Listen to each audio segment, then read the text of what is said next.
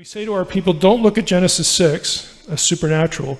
Don't dip into these resources that would actually help you read your New Testament in context. Don't do that. And of course, you're going to get to 1 Peter 3 and have no idea what to do with it.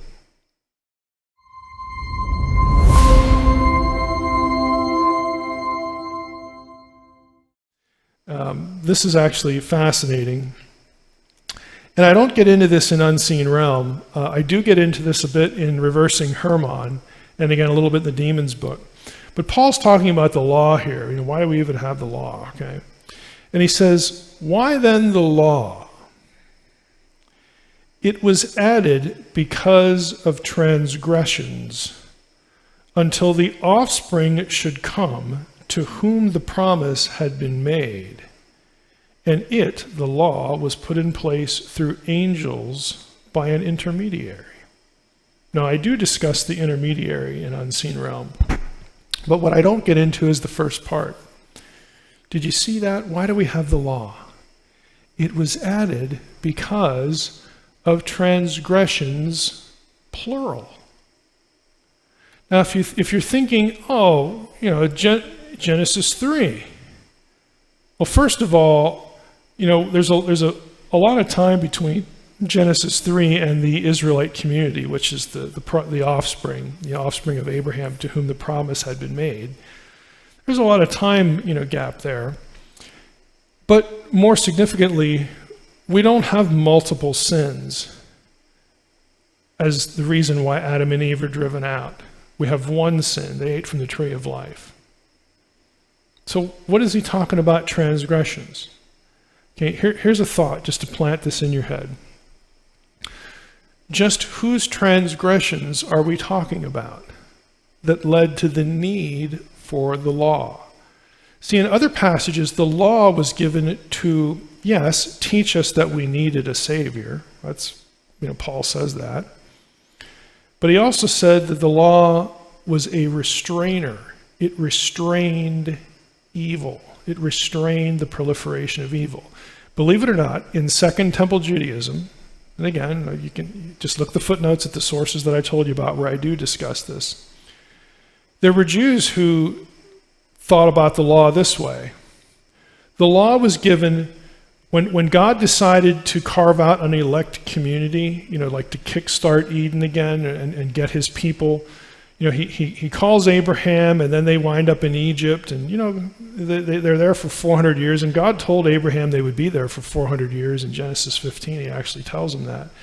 But now when they come out and the nation is born or reborn, God gives them the law, because now they're going to be a kingdom of priests. They're going to be the conduit through which all of the nations come back, and through them there's going to become one seed, the Messiah, who's going to fix all this mess.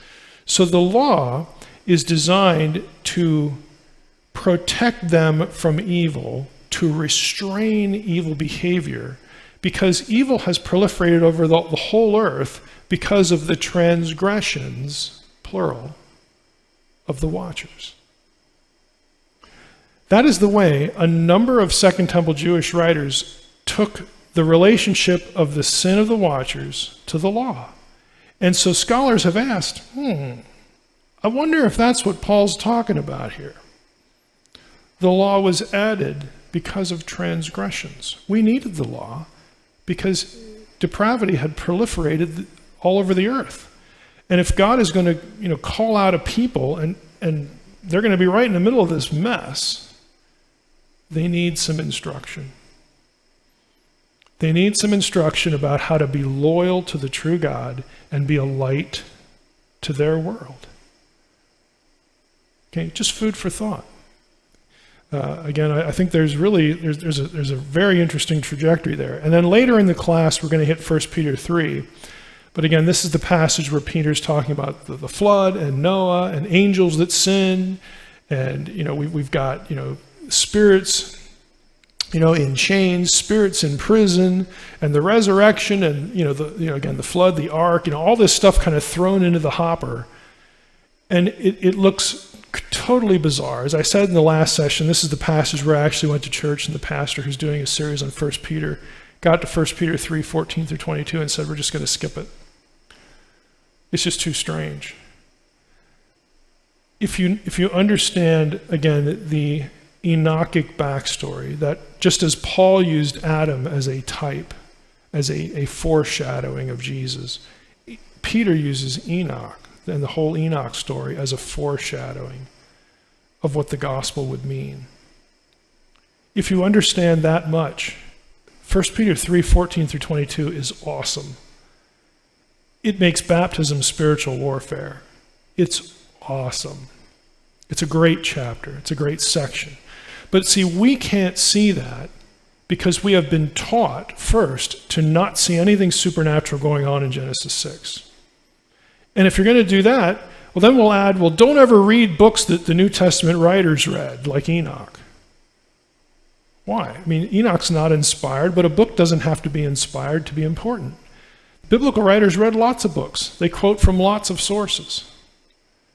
Why shouldn't we read something that Peter or Jude read so that we can become a more intelligent reader of Peter and Jude?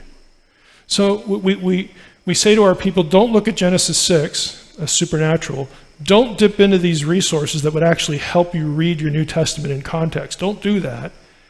And of course, you're going to get to 1 Peter 3 and have no idea what to do with it. No kidding.